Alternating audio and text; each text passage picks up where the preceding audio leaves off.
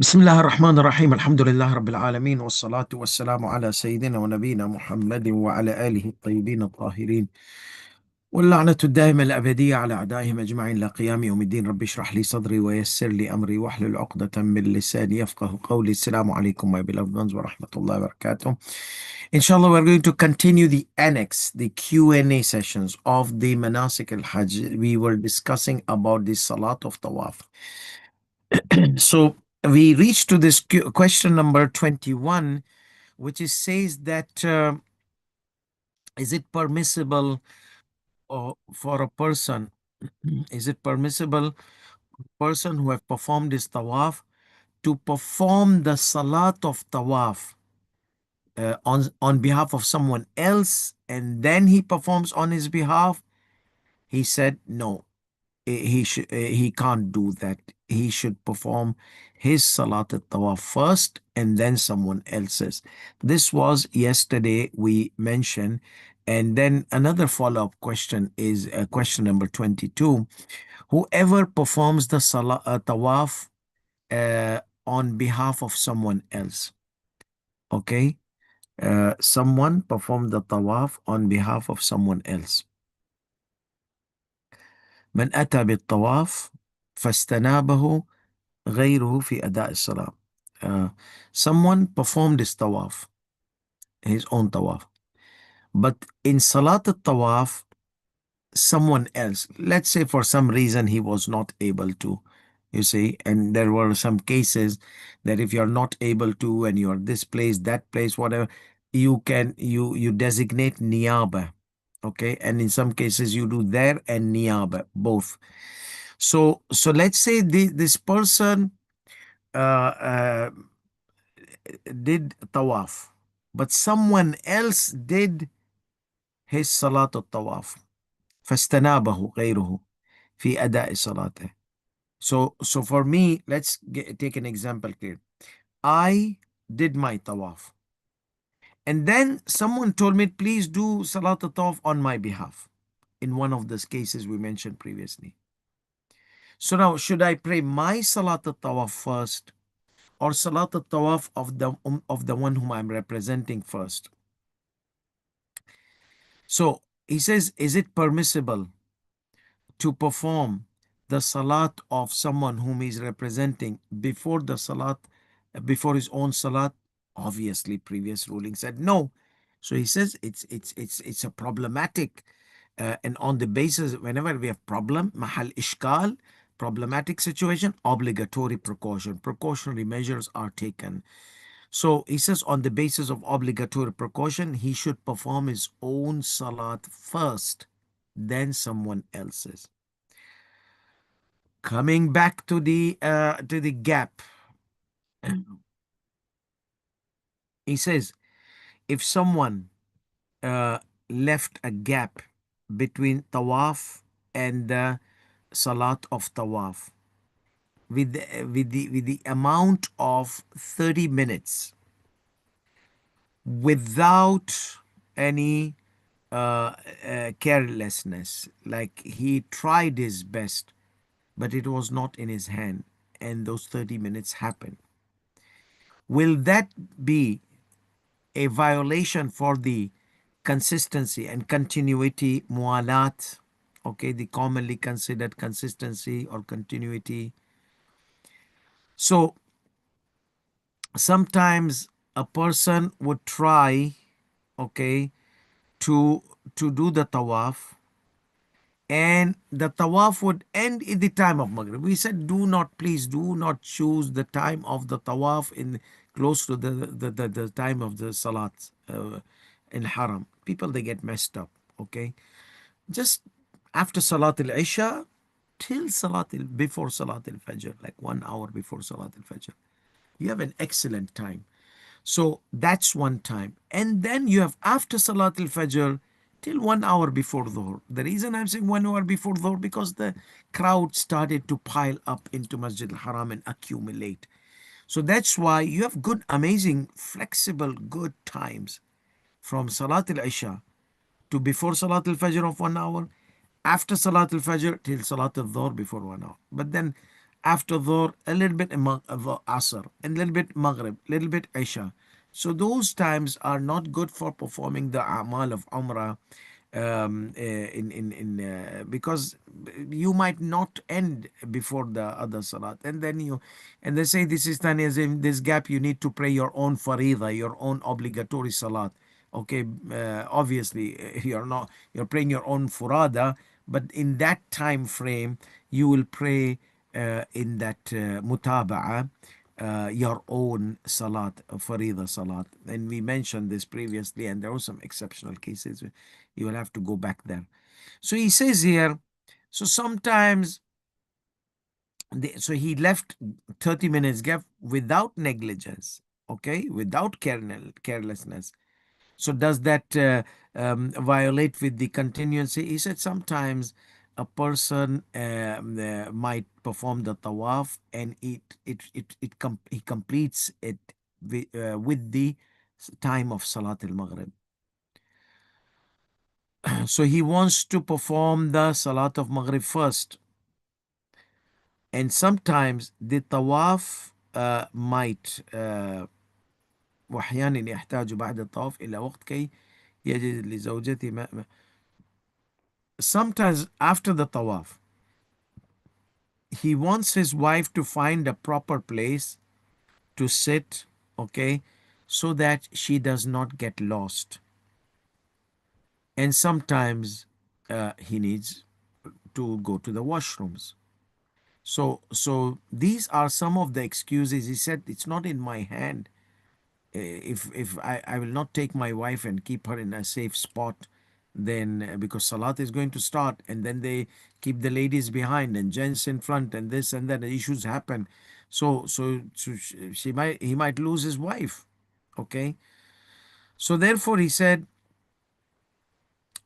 لا تتحقق المبادرة العرفية إلى صلاة الطواف بعد الطواف مع الفصل بمقدار نص ساعة. He says the consistency, the continuity is broken with the gap of 30 minutes, half an hour. It's broken. Okay, the continuity is not accomplished, not achieved. The mualat, 30 minutes too much. Because 10 is max, 9 to 10. لا بأس به بمقدار 10 دقائق. There's no problem in 10 minutes. And so this is the in normal case. However, if somebody wants to pray on time, okay, or any necessity, so then this 30 minutes or maybe more, it would be okay.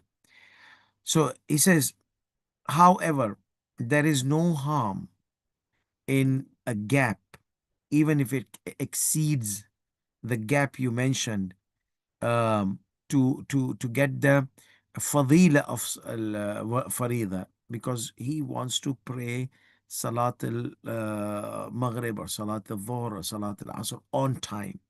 As I mentioned, after Adhan, they stay for some time and our time enters. They don't immediately. So if you see that they leave 10-12 minutes gap after Adhan of Maghrib, that means our time has entered. So he wants to pray in the Fadila. Fadila means the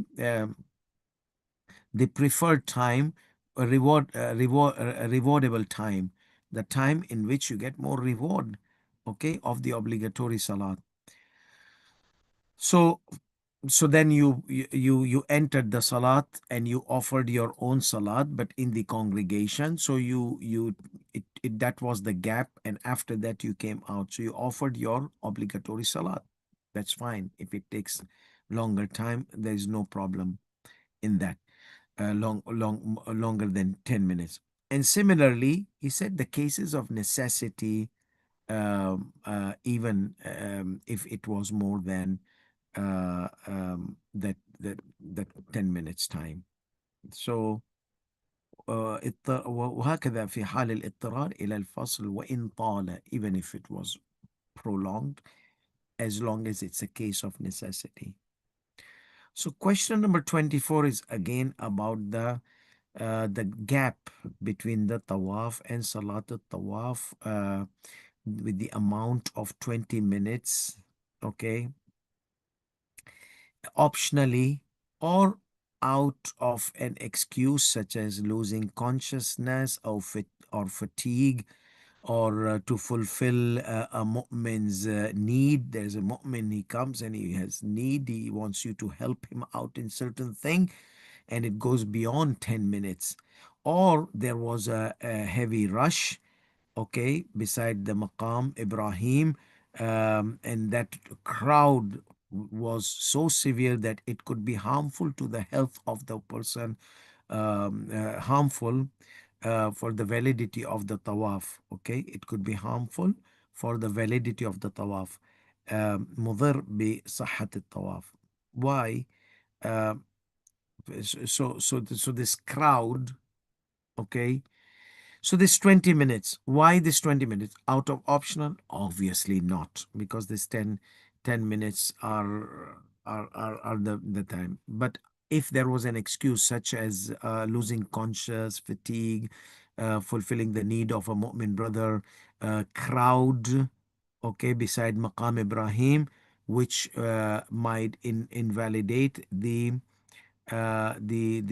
which might cause the problem in the validity of the tawaf.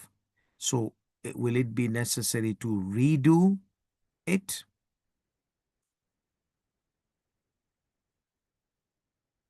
Yeah, so I think redo it. The pronoun is male pronoun, and definitely it. So redo the tawaf because he left 20 minutes gap.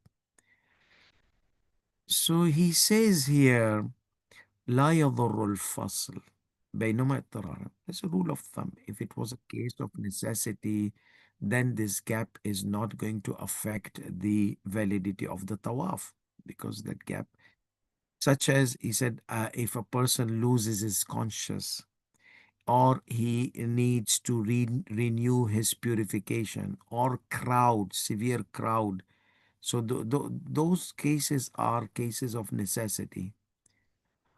However, if it was not a case of necessity, he said cases of necessity, there is no gap due to the necessities, such as he mentions also, whatever that questioner mentioned, and then no problem. However, other than this, other than these excuses or the case of necessity, on the basis of obligatory precaution, one should observe the continuity and consistency, and 20 minutes is problematic. Okay, so if he does that gap 20 minutes without any necessity, then obligatory precaution, he needs to redo the tawaf. Okay, he needs to redo the tawaf. Question number 25. So basically, it was repeated question. I mean, in the previous one, it was 30 minutes. This was 20 minutes. The idea is necessity or not necessity. A necessity more than 10 minutes, okay. Not necessity, less than 10 minutes. And if it was not a necessity and it exceeds 10 minutes, then obligatory precaution, one must redo the tawaf. Yurja Bayan Miqdar. Again, he says, the question says that please tell us how much is the continuity required time for the continuity, in a way that if somebody exceeds it, then it causes invalidation of the sequence, and continuity between what? He says between the tawaf and salat al-tawaf, and between the salat al-tawaf and the sa'i, and between the sa'i and the taqsir, clipping of the hair to exit the state of ihram in the umrah. Okay, and he says, as for the gap between tawaf and salat of tawaf, there is no problem in a small or a small a small amount of time, such as 10 minutes, optionally. Okay, because an optional, I mean a necessity, you can have more time, but no necessity, optionally you have an option to continue or to leave a gap. So there's, he says max is 10 minutes, like it will not be harmful, a small amount of a gap such as 10 minutes like if it was not a case of necessity, like optionally. وَأَمَّا بَيْنَ الصَّلَاةِ وَالسَّعِي, as for the salat and the sa'i, salat al-tawaf and sa'i between Safa and Marwa, then a long gap is permissible. How long, Sayyidina? Can you tell us? Yes, it is not permissible to delay the sa'i to next day. So if you did the tawaf of Umrah first day, do the sa'i the same day. Don't leave, don't do tawaf on one day and sa'i next day. So you can do tawaf in the morning, sa'i in the evening. Fine. But do not let it go to the next day. Amma al-fasl, and however, as for the gap between the sa'i and clipping of the hair to exit the state of ihram, it is permissible absolutely anytime. Tomorrow you want to exit the state of ihram, day after tomorrow, it is you can just get out of it anytime you want. You don't have to have instantly, you don't have to have in 10 minutes minute gap, you don't have to have in the same day. You can exit the state of ihram next day. Therefore, there is no continuity required between the sa'i and taqsir, even out of precaution, except for the tawaf and salatul tawaf, which requires a continuity, not more than 10 minutes. But between the tawaf and the sa'i, there is no continuity. Why? But because you don't have to do it after, that's continuity. No, you have to do it, but in the same day. So the continuity is only required, he says, that between the tawaf and the salat of tawaf. Sa'i, Salat al-Tawaf and Sa'i, continuity not required to do it in the same day. Taqsir and Sa'i, continuity not required. Yes, continuity, whenever you want, you do it to exit the state of Ihram. And obviously, when you are doing Umrah al-Tamattu', so you have to exit this Ihram to enter the state of Ihram for Hajj al-Tamattu'. So that's your limit, that do your clipping of the hair before entering the ihram of Hajj al-Tamattu', which is on the 8th Dhul Hajj.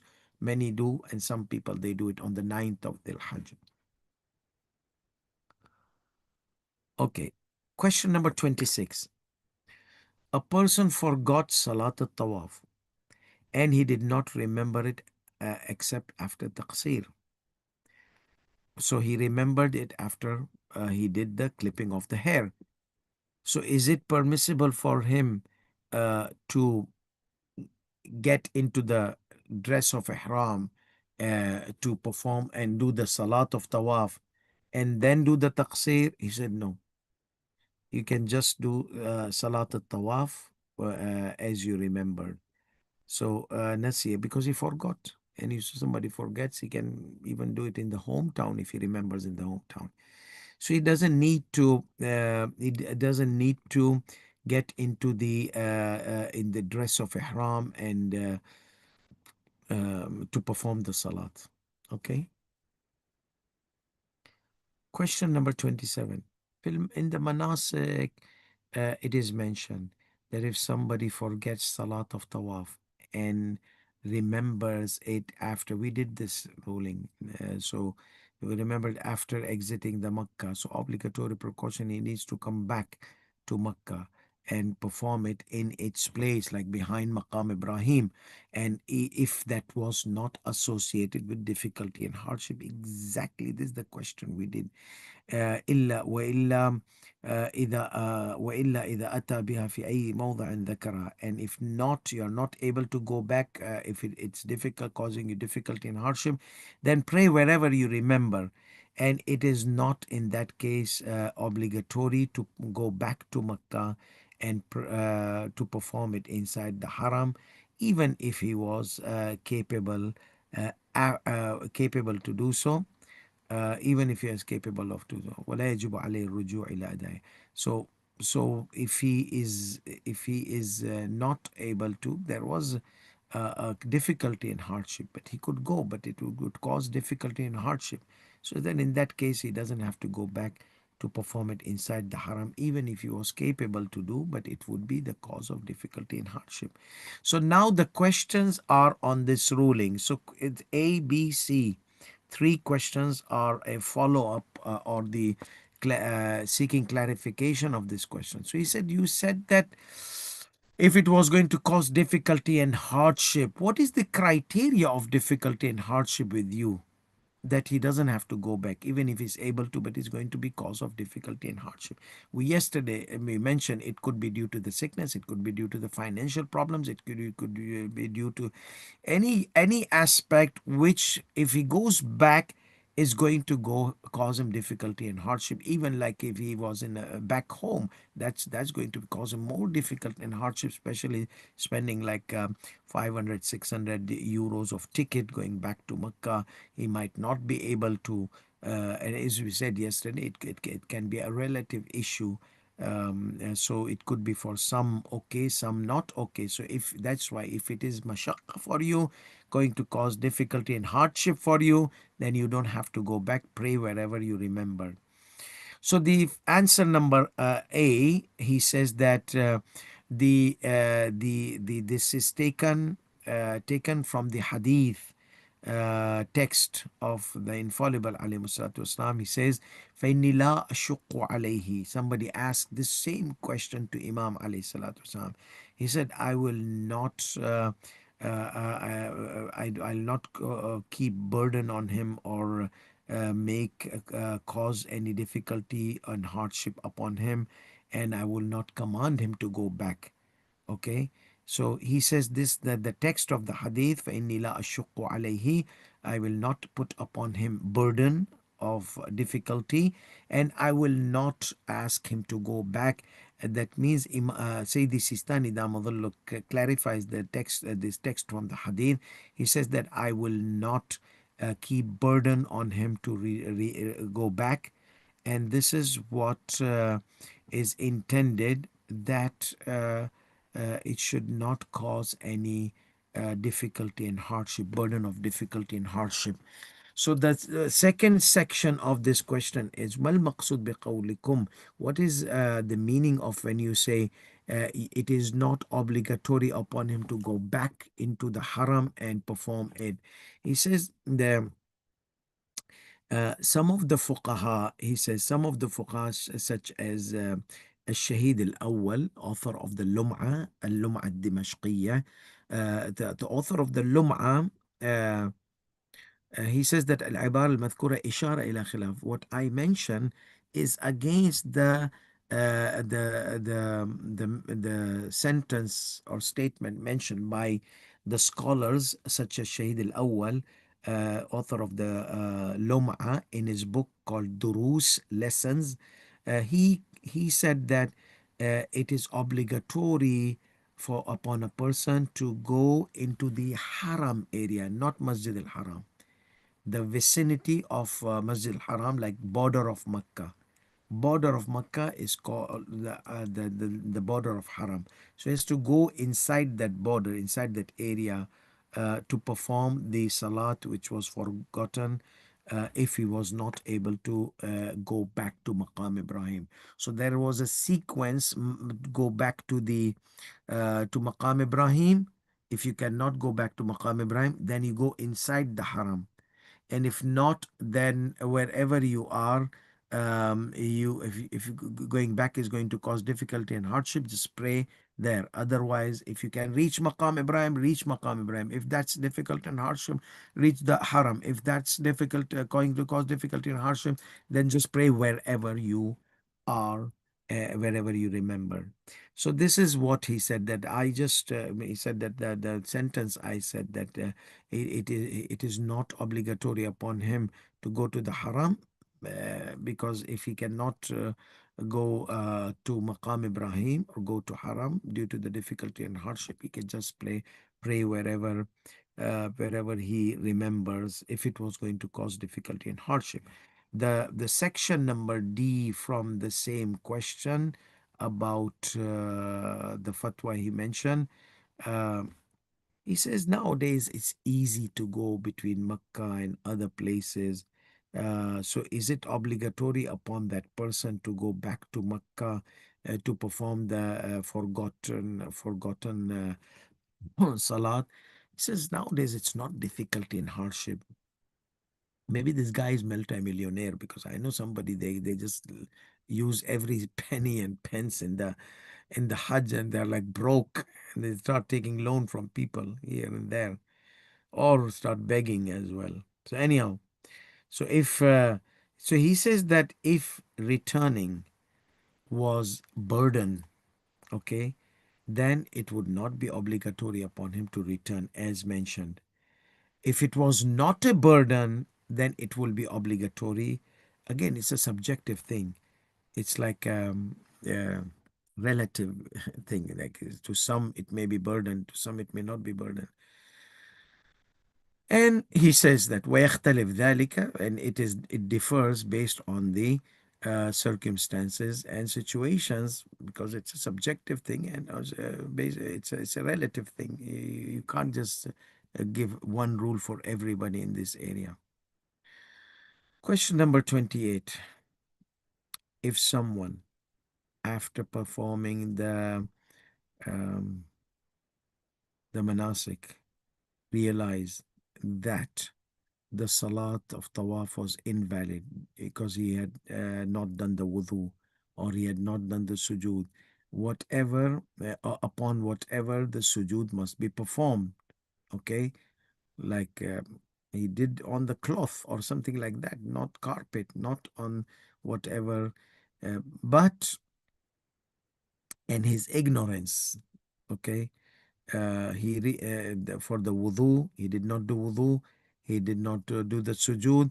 His ignorance was out of negligence. So he was negligence in his ignorance, intentional ignorance, as we say, deliberate ignorance. Okay, he had an opportunity to learn, but he was busy in shopping and busy in the Masjid Medina, Masjid al-Rasul sallallahu alayhi wasallam, and when the classes were held for the Umrah, or he had a doubt and he never seeked the answer clarification, he neglected the doubt. So, for what is upon him if he had returned to his hometown? Will he be required to go back to perform the salat behind Maqam Ibrahim? Again, if going back to perform the salat behind Maqam Ibrahim is going to cause difficulty and hardship upon him, okay, um, then it will be permissible for him to perform the salah in his hometown.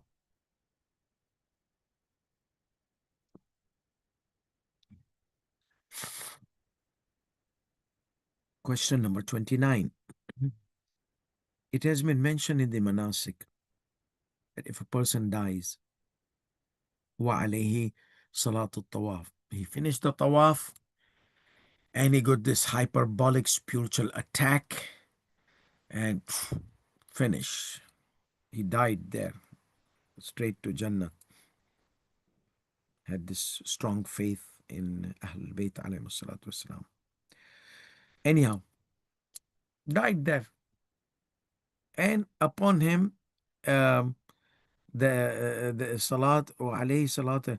So he said, the questioner said that you mentioned in the manasik, in the main text, that if someone dies and there is the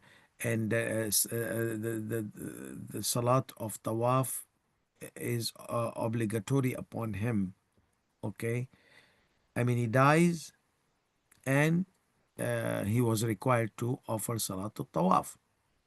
So on the basis of obligatory precaution, you said, Sayyidina, that elder son should perform it. The question is, okay, the question is, should he perform the qada in his hometown, or should he perform it in Mecca? The elder son. Okay. Now here's the tricky one. Normally they said that you don't have to go Mecca if it was going to cause difficulty and hardship. Okay. So what should he be? Now it's not the marhum. Marhum died. Now the elder son, he has to perform it in Mecca or in his hometown. The same ruling applies. Difficulty and hardship, hometown. Easy to go Mecca and perform it there, do it there. So he says obligatory precaution to make up that salat qada, make up that salat in Makkah al-Mukarrama fi mahalliha, behind Maqam Ibrahim. So perform it behind Maqam Ibrahim, in wherever it's supposed to be offered, like behind Maqam Ibrahim. If that was feasible for him and easy, obviously without any difficulty or hardship. Otherwise, it would be sufficient to make it up where, in any other place, not necessary Makkah. Question number 30. Uh, Someone enters Makkah in the state of Ihram, and he has some days until the day of Arafat.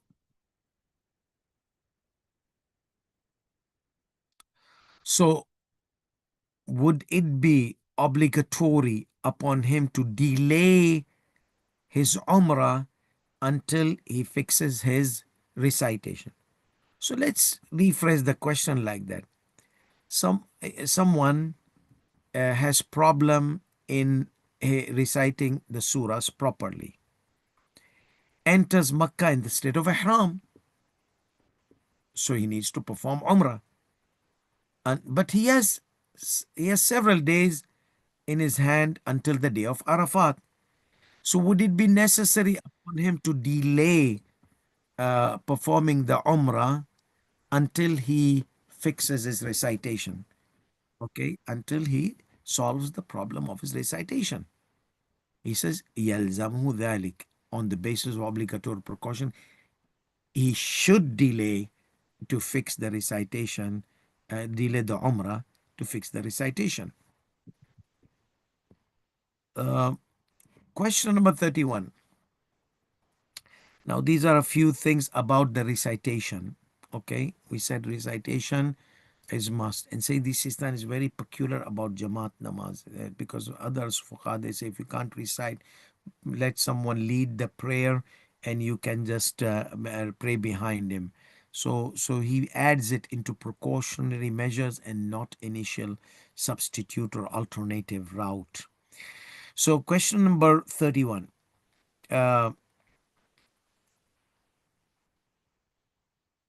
You said that, Sayyidina, in your book, Manasik al-Hajj, in the text, that if someone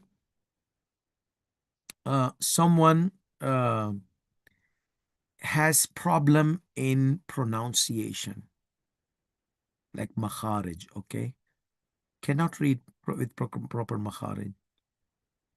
However, he said there, if he was able to perform it in a proper recite, a significant amount of it in proper recitation, significant amount of it with proper recitation.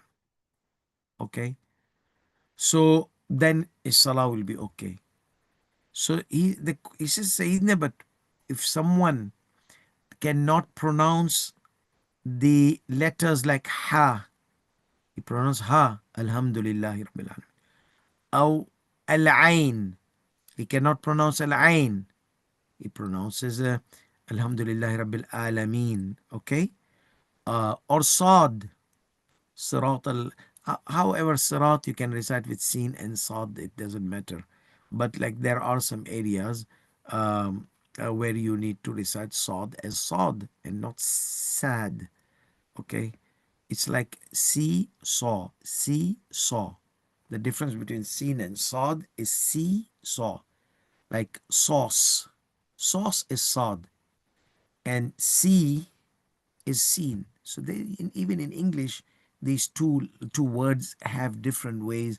One is hissing and one is heavy saw.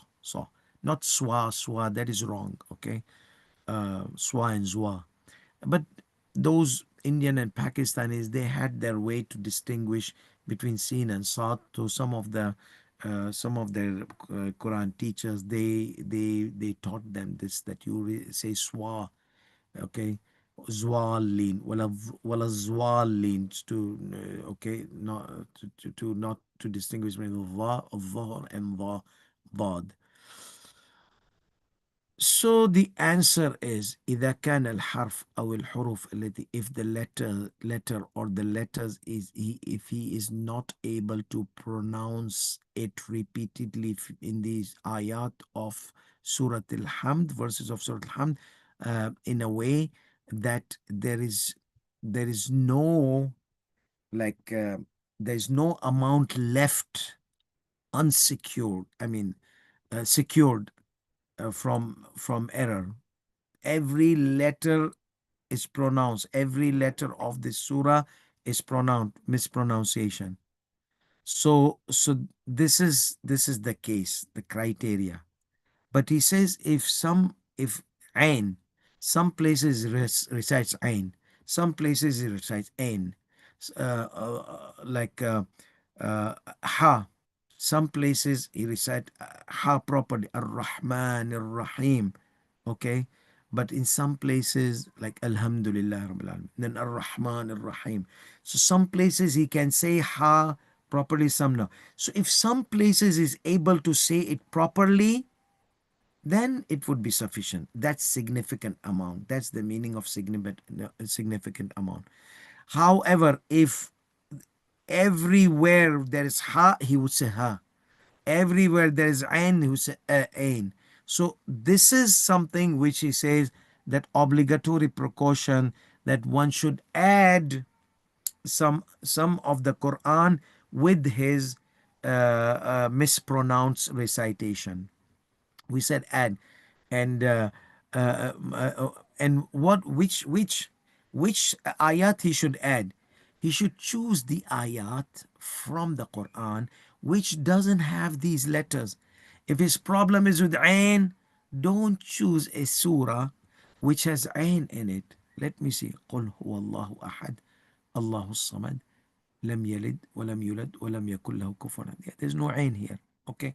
So basically, what he says, that choose some ayat of the Quran which do not have those letters which are mispronounced by you.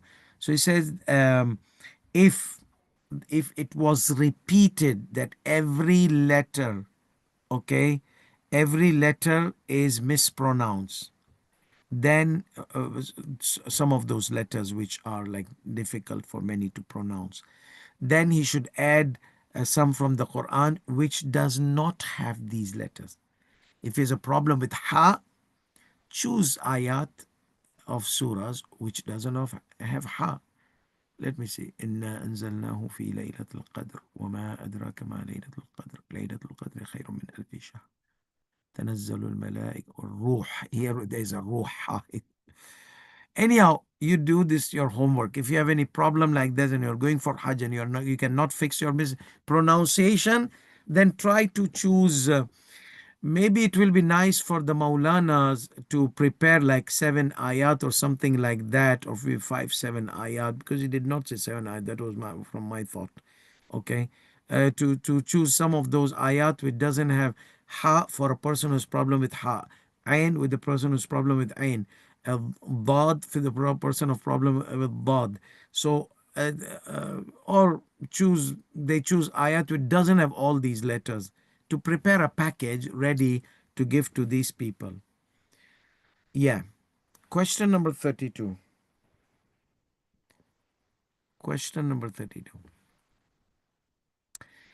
Again, it has been mentioned in the Manasik that if somebody had mispronunciation in his recitation and he was not able to have some significant amount of letters recited properly based on the clarification mentioned in the previous question, so he did not have significant amount of proper recitation of those letters from Surah Al-Fatiha, then you said Sayyidina obligatory precaution to add to his mispronounced recitation something from the Quran which does not have obviously those letters, or if not so, then he does tasbih, okay, glorification, tasbih. So what is the meaning of tasbih when you mention tasbih? Is it tasbihatul arba'a, like saying subhanallah walhamdulillah wa la ilaha illallah wallahu akbar, or it is just specifically subhanallah? So he says al maqsood, what was meant by tasbih was subhanallah bil khusus, subhanallah. And on the it's recommended precaution to add takbir, Allahu Akbar, and وكون التسبيح بقدر الحمد. Here he mentions that tasbih should be equivalent to the words of Surah Al-Fatiha. So calculate the words of Surah Al-Fatiha and calculate and that amount of tasbih. So he said but it's recommended precaution, okay, not obligatory precaution. أحوط الأولى to be the count of the amount of the Surah Al-Fatiha, okay. um,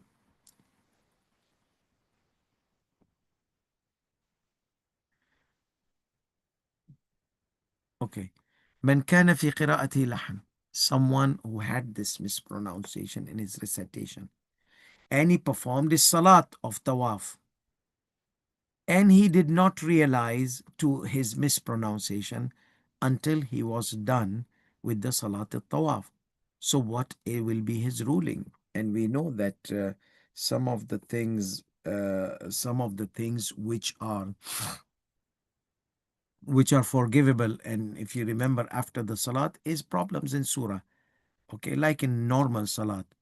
Somebody was supposed to recite loudly, he recites silently, realized after the salah, or not even after the salah, after going into the ruku', khalas, carry on, oh no problem.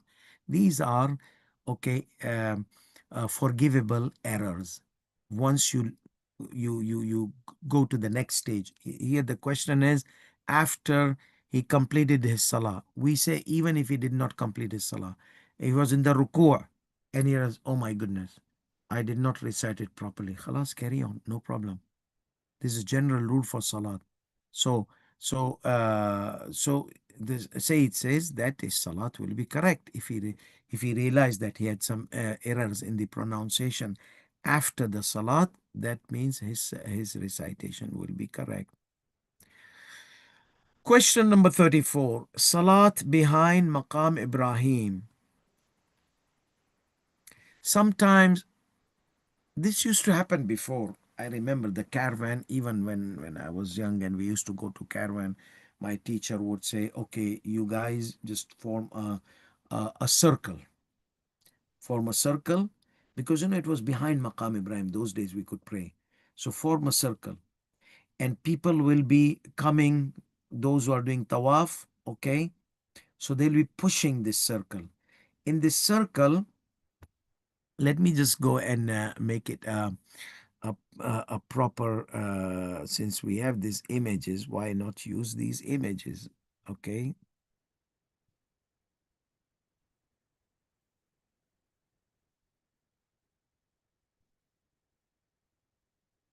yeah, this is a good one. Okay, let's see. Let me share this image so that you have an idea what do we mean, because nowadays you don't, but maybe in case if you have this, so what happens, this is Maqam Ibrahim, okay. So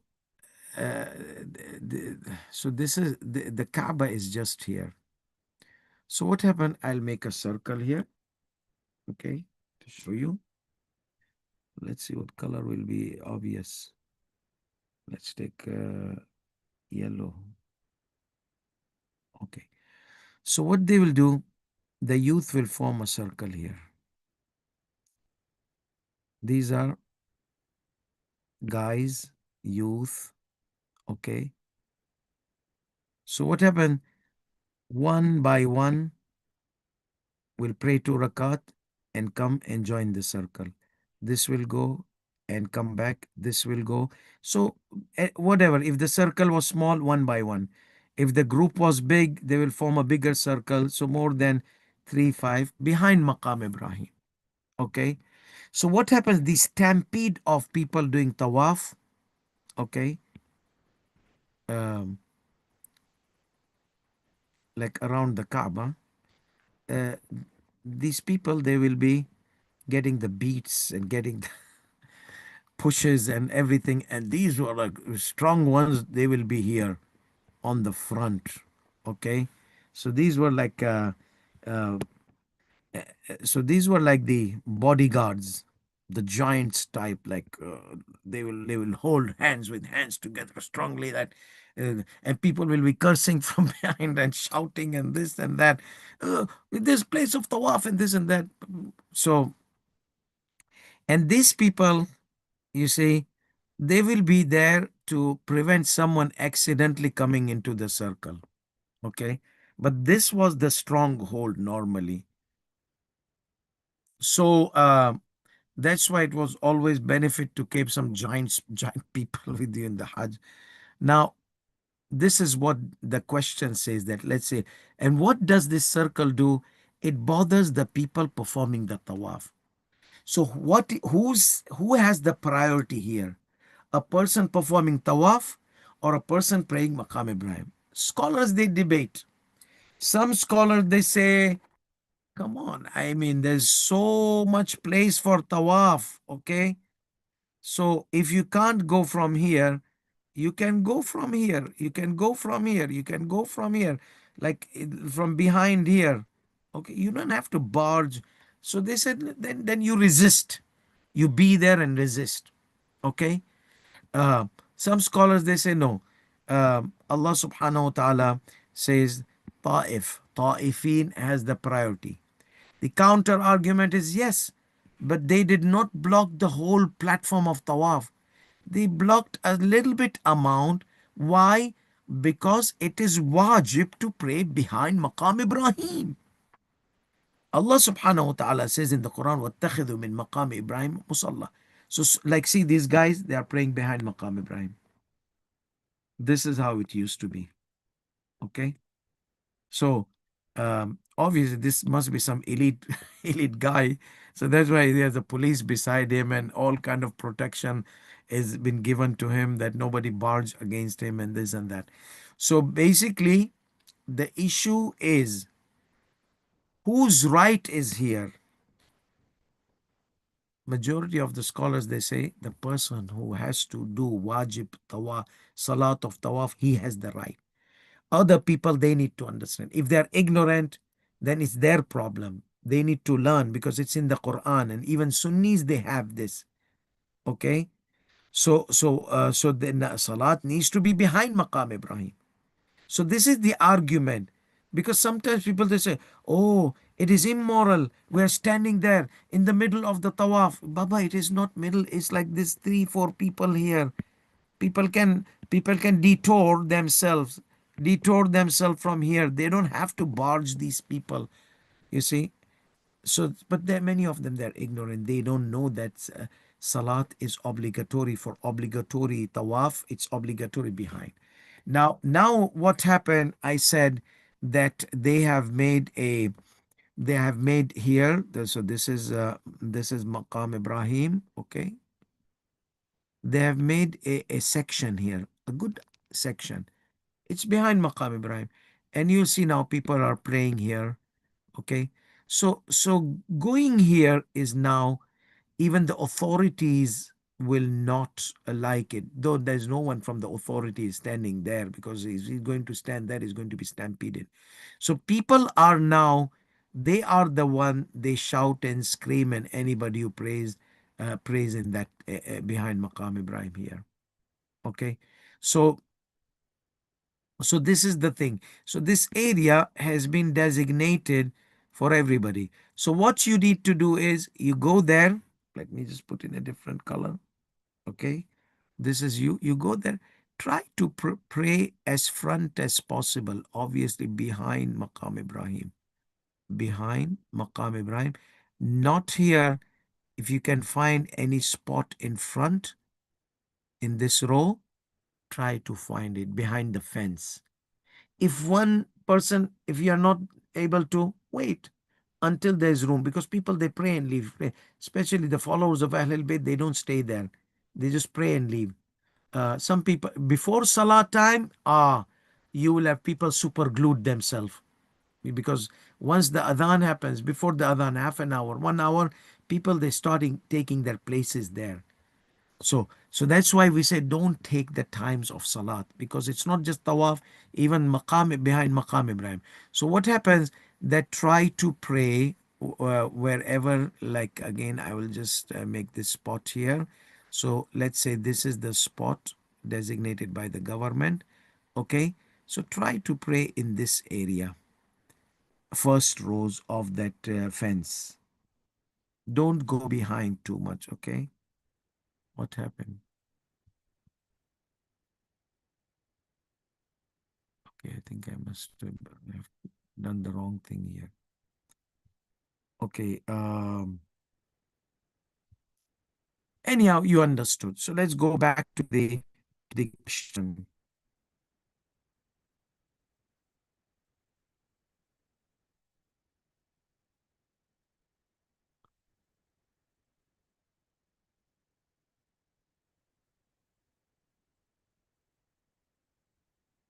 Okay. So now you understand what is the meaning of this halaqa. It's international thing. You'll see Pakistanis, when they come in the group, they perform halaqa. You will see Indian, they form halaqa. You will see Iraqis, they form halaqas. Lebanese, they form. Every group comes in a group, and this halaqa is not only for men. Even they will allow their women to do the 2 rakat tawaf in it. However, nowadays it is very difficult to form halaqa, because first of all, the crowd is so much, and stampede and this and that, and you may be harmed, and there is a designated place. So now everybody says, go pray there, go pray there, go pray there. There's a place behind Maqam Ibrahim there. So this is the situation. So this question is, uh, behind Maqam Ibrahim, the question number 34. Some of the believers, okay, followers of Ahlul Bayt alayhi salatu wasalam, they form a circle behind Maqam Ibrahim, a human shield, halaqa bashariya, human circle, so that the people, their groups, can offer salatul tawaf inside. And some, many of them, they are kind.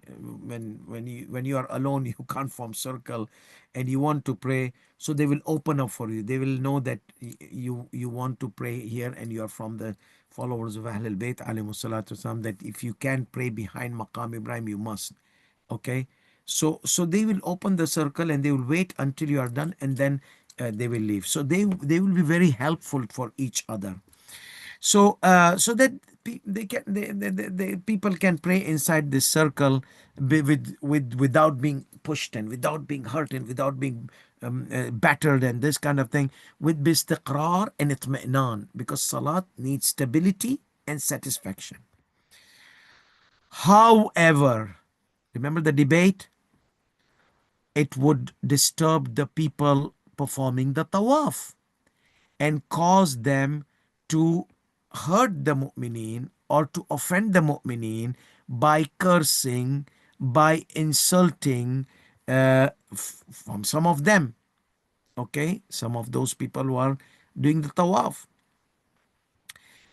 So is it permissible for these mu'mineen to do this kind of circle, or it is obligatory for them, upon them, to go somewhere else, like behind?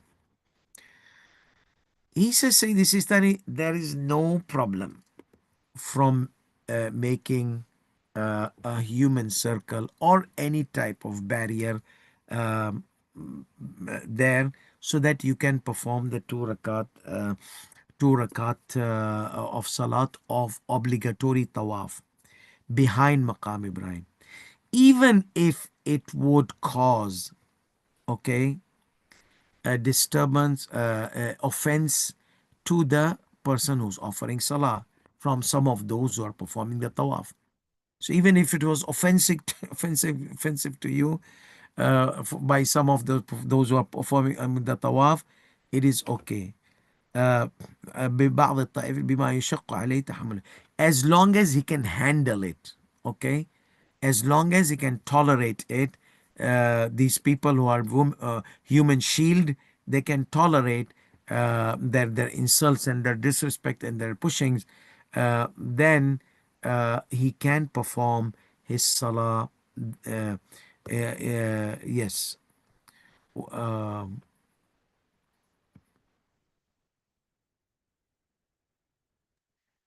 So even, but it was tolerate. You were able to tolerate that pushes, and however, if it is intolerable, like really, there are people from Tarzan community or from jungle, and they don't have any respect, any understanding to the rules of the salat behind Maqam Ibrahim. So they were if they were very harsh, and it's a subjective, maybe you were skinny on and you were sensitive to the abuses and insult, and you might end up into fist fight with one of them. So if it was tolerable, it's okay.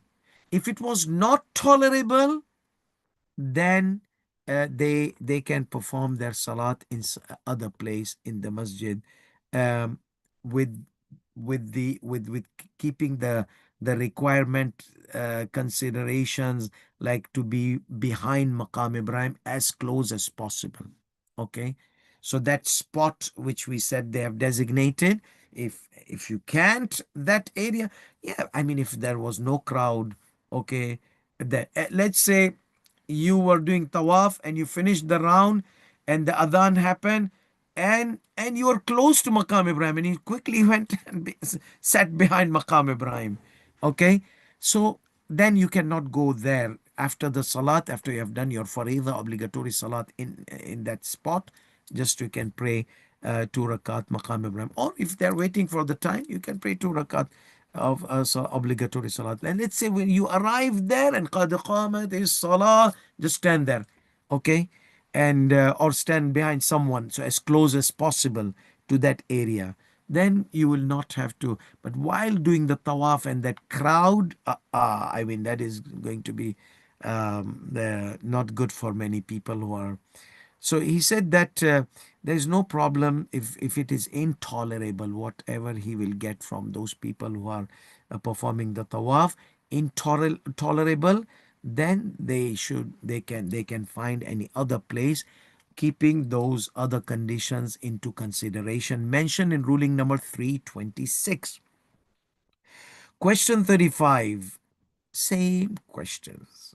Oh, same question. Now, this is the criteria of what comes first: the people performing the tawaf, or people offering the salat of tawaf. Is it permissible to pray behind Maqam Ibrahim if it was going to cause disturbance and annoyance to those people who are offering the tawaf, performing the tawaf, and to block their path? He said it is permissible to perform the salat behind the Maqam Ibrahim if that was going to cause the disturbance to those people or offering tawaf, because they can detour. You see, there's huge platform of tawaf. He said more than that, salat al tawaf. Okay, salat al tawaf, obligatory tawaf behind the Maqam Ibrahim is should be preceded. Okay, تقديم صلاة الطواف طواف الفريضة على الطواف منه. So the spot behind the Maqam Ibrahim has precedence for the person offering the tawaf, salat of tawaf, over the person offering the tawaf, performing the tawaf.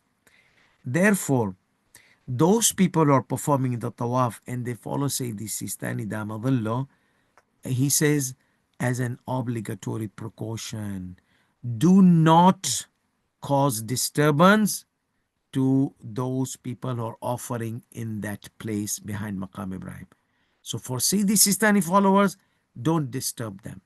Don't push them. Don't do anything. On the contrary, if you can be their human shield, then that would be something nice. Okay. But obviously, everything has a limit. I mean, if these goes viral and this and that, so it sometimes it might become seriously haram to harm yourself in that way, that you could be stampeded on by these people, because they will not be stampeded. They will push you. They will curse you. They will insult you if they don't have any respect and they have not learned the manners. You see, because this is religious ruling in Shias and Sunnis, salat behind Maqam Ibrahim.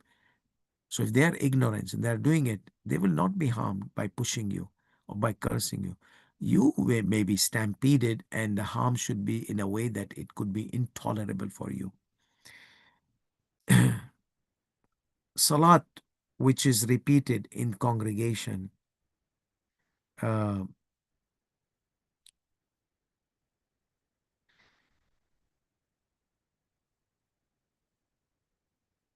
let's say what happens, there are two adhans most of the time. One adhan is to prepare the people, okay? One adhan is, there's something happening here. I don't know what's this. Okay. So one adhan is like Dhuhr adhan, it's on time. Then they wait for 15, 20 minutes or sometimes 10 minutes. It depends on each salah. Fajr, I notice it, they wait for 15 minutes or 20 for people to complete their rounds and finish their tawaf. Let's say you were Speedy Gonzales and fast and furious, and you know that you can finish the tawaf in 10 minutes, and people, they do in 10 minutes, okay? They walk fast and they do in 10 minutes. So, so he prayed. He already prayed.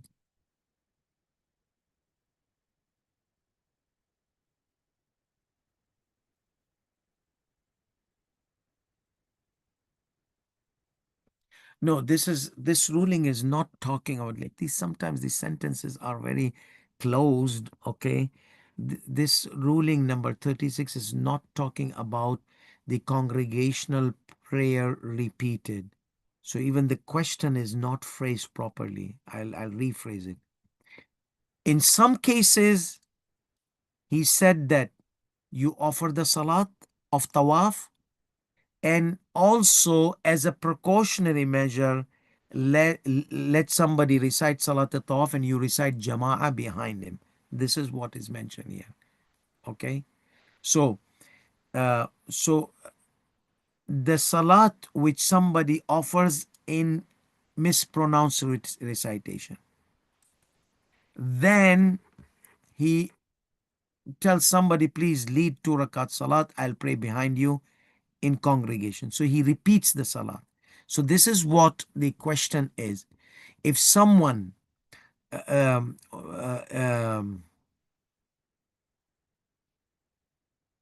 is it legitimate, or is it proven? We are talking about the legitimacy. Okay, salat, repeating the salat of tawaf, repeating the salat of obligatory tawaf behind someone in congregation due to some reasons, mispronunciation, whatever. So you want to just redo the salat behind someone, jamaat. Like some maraja, they have this. To redo the salat in congregation, salat of tawaf al wajib. Let me rephrase it properly. To redo the salat of obligatory tawaf, okay, in congregation behind someone due to problems in recitation or any other problems, is it uh, proven or not? This is what the question is about. Because Sayyid Sistani has problem. It's a last case. He adds on that. So for him, he says, legislation of Salat of Tawaf, obligatory Salat of obligatory Tawaf to be offered in congregation is not proven to say this Sistani. Um, let alone repetition in congregation. So first of all, even if you are not repeating, okay, you just want to pray congregation because you have problem in recitation. He said no, that's not proven. Okay, how about if I do my own with mispronunciation and then I just let somebody do? That's not. So when you remember, there was one case, one ruling where he mentioned, and he said obligatory precaution to recite with whatever condition, to designate a naib representative, and to do salat jama'ah. So you need to do three, because the last one is not legislated, just as a precautionary measure. Three things. So that was the only case we had. Otherwise, say the Sistani was okay, no problem. You're tried your best to recite properly, this and that, finish. Just do it. You don't need to repeat it even with Subhanallah. But some other maraja, they have this is legislated, but for Sayyidi Sistani is not legislated. Why Sayyidi Sistani and others, they say they take the since this is an obligatory salat, so recommended salat are not offered in congregation, but this is obligatory salat. So the rule of obligatory salat being offered in congregation applies here. Sayyidi Sistani says no, any salat other than the daily prayer, if it is legislated to be offered in congregation like Salat al-Ayat, okay, then there is a specific evidence for that, legislating it. Or for the Salat al-Eid, okay, which is nowadays it's not obligatory, there is a specific evidence for that. So for Salat Jama'ah, for the Tawaf, Sayyidi Sistani says there is no specific evidences for that. So therefore, I cannot apply the rule of general congregation of obligatory Salat, daily Salat, upon this Salat of Tawaf. So again, ruling number 37 is repeating that is it permissible, is it sufficient, or is it sufficient for someone who is who wants to offer Salat at Tawaf, okay, obligatory Salat at Tawaf, to offer behind someone in congregation that who is offering daily Salat. So now he's not offering Salat at Tawaf, he's offering daily Salat, daily Salat, okay. For example, Salat al-Dhuhr or Salat al-Fajr. So can I pray my 2 rakat behind him? So he's not offering Salat so it's legislated. He said, no. I said, neither you, neither in congregation. It cannot be done in congregation. He said, it will be problematic. The validity of that Salat will be problematic. Obligatory precaution, he should not suffice on it. That means pray, and then if you want to pray behind somebody, pray. Otherwise, just in depending on that salat, it is the validity is problematic. That means case of obligatory precaution. 2 rakat salat. Now this is another issue. You're praying, and when you say Assalamu alaikum wa rahmatullahi wa barakatuh, you look at this, oh, there's a lady this side. Okay, then you look, oh, there's a lady. So you're sandwiched from right and left. Women, they are praying Salat al-Tawaf. When you started, they were not there. But since you're Prince Charm and handsome and beauty queen or beauty queen king or Versace, I mean, just nobody does like that. I mean, I can't say there are some crazy people doing Tawaf there. So anyhow, you were there, and You finished your salat. Now what should I do? Should I repeat my salat? Because we can't, and the men cannot pray obligatory salat side by side with women. And now they're not one here and one there, and one in front as well. So now what's the situation?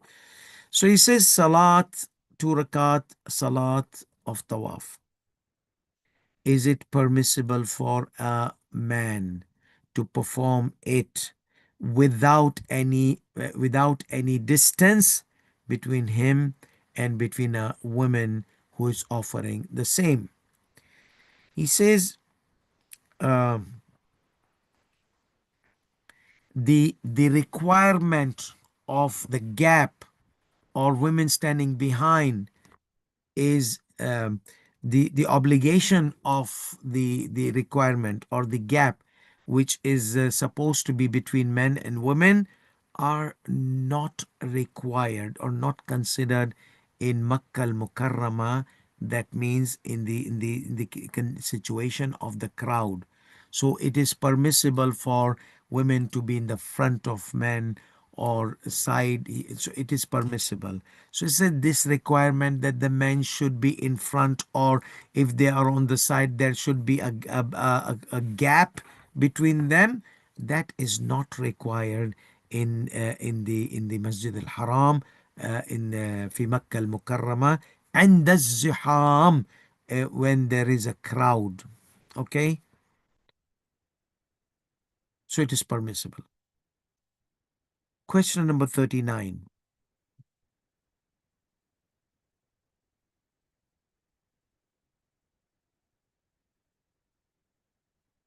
Okay. Uh, the same question is repeated in a different way. So we can always consolidate these repeated questions in one question. Is the precautionary measure you mentioned in the invalidity of the salat of a man and a woman if they were side by side, or if woman was in front of the man, is applied, the rule, the precautionary measure is applied in the Masjid al-Haram?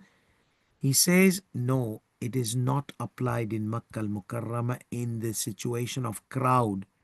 In that, therefore, it is permissible for a woman to be ahead of men or on the sides. Al azhar, most apparently. What does that mean? That means there are other maraja. Check with your marja. He might not giving this permission. And some of the Maharaja, they say, no, who was first? If you were first, and if a lady comes beside you or front of you, then her salat will be invalid. Some Maharaja, they say, no, both of the salat is invalid. Some Maharaja, they say, no, that it's not who was first. Even if you're first, if she comes and prays beside you, your salat is invalid. So there are different opinions here.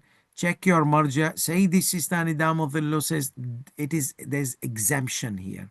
That rule of men, women, they cannot pray side by side is exempt in Makkah al-Mukarramah.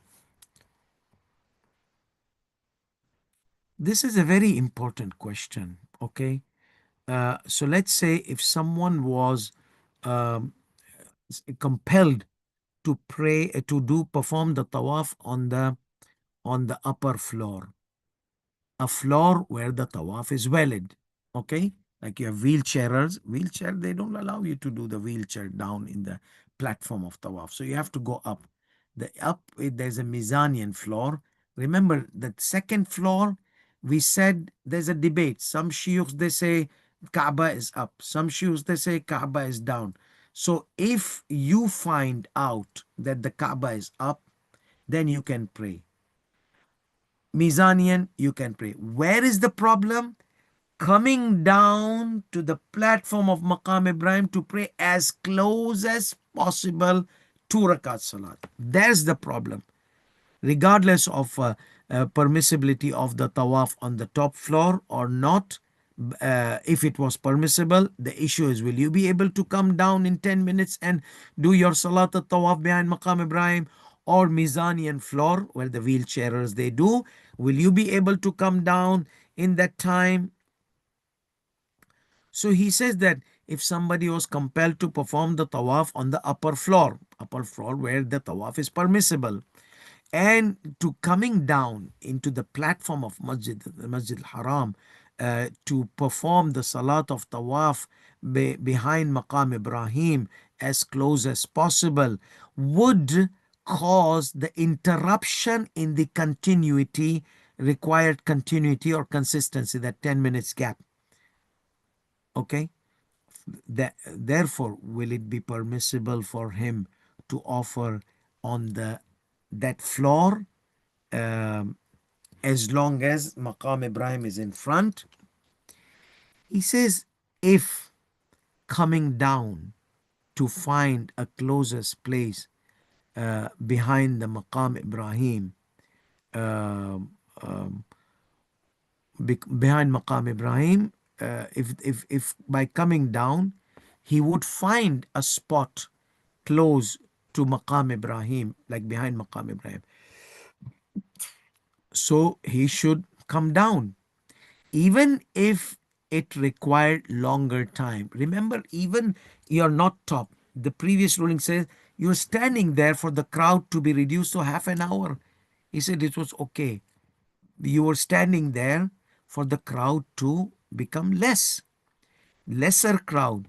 So here, uh, so so uh, so he says no problem, even if it caused more than 10 minutes and the interruption happened for your process of coming down, okay, and coming behind Maqam Ibrahim. If it took half an hour to 20 minutes, whatever, more than 10 minutes, there is no problem, if that's going to be if that's the case. Otherwise, if you know you are going to come down and not find a place behind Maqam Ibrahim, then it would be permissible for that person to pray from the same place, as long as the place where he's praying is behind Maqam Ibrahim, even if it was far away, because top floor is far away. But as long as so basically the wheelchairers, bringing them to down in the platform is close to impossible. Some people I saw once in a spot, blue moon, but people like us, mustadafin, if they catch us, trouble. So for us, we cannot bring wheelchairers down, okay? Even if we do tawaf, there is a lift also, but no, it is difficult to bring them in the platform of tawaf, to let them pray behind Maqam Ibrahim. So he says that you can pray there on the top, as long as it's behind. So what happens, that choose a place which is just beside the fence, okay, in a way that if somebody would jump over it, he will fall down. So just this is the fence. Bring your grandmother or whomsoever mother who's on wheelchair as close as to the fence, straightforward Maqam Ibrahim. And this is very important question. Many people they ask about this question. So it is okay. So if he's going to come down and he's going to find a place behind Maqam Ibrahim, then he should come down and there's no problem in the time frame. Otherwise, if he's not going to find, or it was difficult for like wheelchairers, then it would be permissible for them to pray Salat al-Tawaf from wherever they are. إذا كان المعتمر, question number 41. If a person is performing Umrah, he was not able to perform the Salat of Tawaf behind Maqam Ibrahim as closer to Maqam Ibrahim. If he offers in the platform of the masjid, like platform of the Tawaf, open area, let's say open area. If he prays in the open area, which is called Sahan. However, there is a probability, okay, he may find. Will it be permissible for him to pray from the top floor? So top floor and this is not connected together. top floor's criteria is it above or low? Salat of Maqam Ibrahim is the criteria is, can you come down as in the time frame? More than that, if you know you will find place close to Maqam Ibrahim, then you, even if it takes more than 10 minutes, we said it will be permissible. So he says it is permissible to perform from the upper floor, okay, uh, even if there was a possibility that you are able to pray behind Maqam Ibrahim in the open area. That's fine. And then after that, he does whatever he can at that time. So, ثم يعمل وفق ما يتيسر له في حينه. Then after, whenever the crowd is done, he can come and pray 2 rakat if he wants to. It's up to him. But he can do the tawaf there, okay, and he can do the tawaf. And after that, if he if the possibility becomes the option, the possibility is there that he will find a spot behind Maqam Ibrahim, then he can try to do the best of whatever he can easily do it. So question number 42. If a person performs the tawaf in a new area of the tawaf, platform of tawaf, we said even the covered area, now people they do tawaf, okay, and then you come from there down to the platform of tawaf to pray maqam to rakat maqam Ibrahim. So as if somebody was performing the tawaf, means obligatory tawaf, in the new areas of tawaf. Okay, that means still it's around the Kaaba.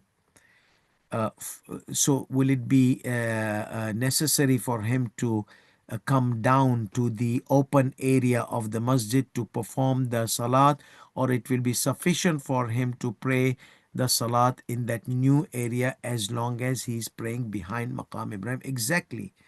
He says if it was it was not possible for him to pray behind Maqam Ibrahim as close as possible in the open area, then yes, it would be sufficient for him to pray in the new area of Tawaf. However, he needs to make sure that it is behind Maqam Ibrahim. That's the peculiarity of Sayyidi Sistani Damadullah. Not a little bit side, no. Just make sure that you are standing and you are facing the Maqam Ibrahim and the Kaaba. There's you, Maqam Ibrahim, and the Kaaba are on one line.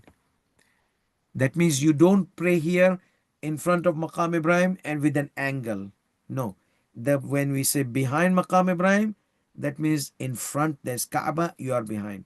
When you pray like this is Maqam Ibrahim. You are praying like this. Okay? Kaaba is here. So though you are Maqam Ibrahim is in front of you, but Kaaba is not. So when we say behind, that means in front is the Kaaba and you are behind. So final question number 43.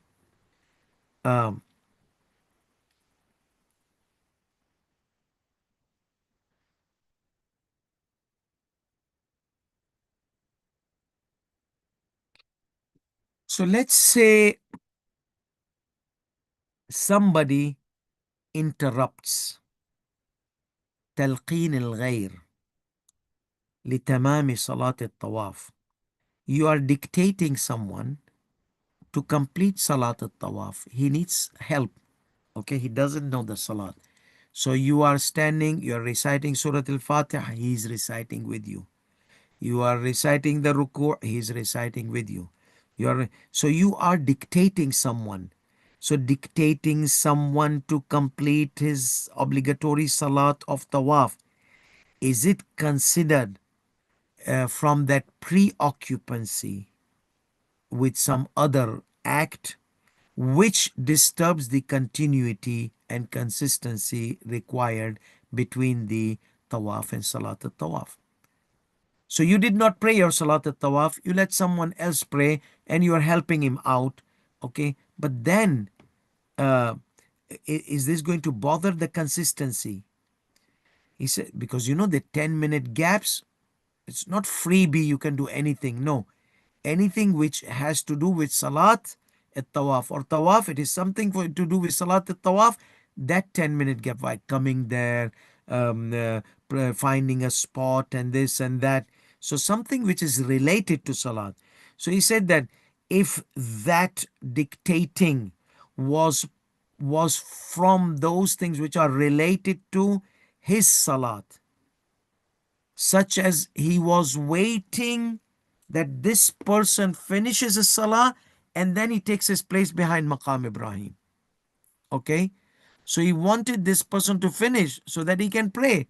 So that means he wants that spot, something related to his salah.